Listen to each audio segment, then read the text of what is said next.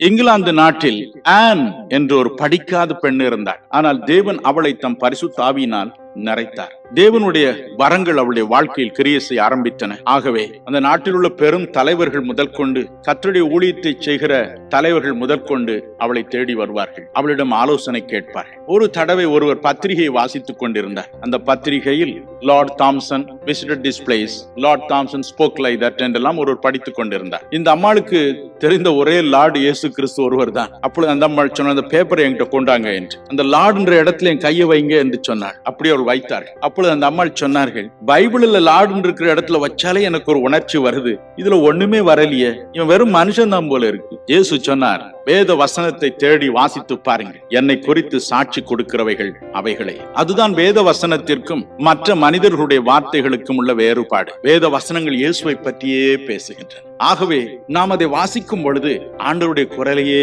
கேட்கிறோம். நம்முடைய வாழ்க்கையை கவனித்து பாருங்கள். எத்தனையோ முறை இதே வேத புஸ்தகத்தை வாசிக்கிறோம். ஆனாலும் பாருங்கள், ஒவ்வொரு தடவை வாசிக்கும் பொழுதும் ஒவ்வொரு வினோதமான கருத்துக்களை அது நமக்கு தருகிறது. நம்முடைய தேவைக்கு ஏற்றபடி ஒரு குறிப்பிட்ட வசனத்திற்கு தேவன் உயிர் கொடுக்கிறார். அந்த குறிப்பிட்ட வசனம் மாத்திரம் நம்மோடு நம்முடைய உள்ளத்திலே பேசுகிறது. ஆண்டவருடைய குரலை கேட்க குறுக்கு வழி அவருடைய வசனத்தை அனுதினமும் கருத்தாக அவருடைய பாதத்தில் காத்திருந்து அதற்கென்று ஒரு நேரத்தை செலவிட்டு வாசிப்பதே ஆகும். வாசியுங்கள், கர்த்தர் நம்மோடு கூட பேசுவார்.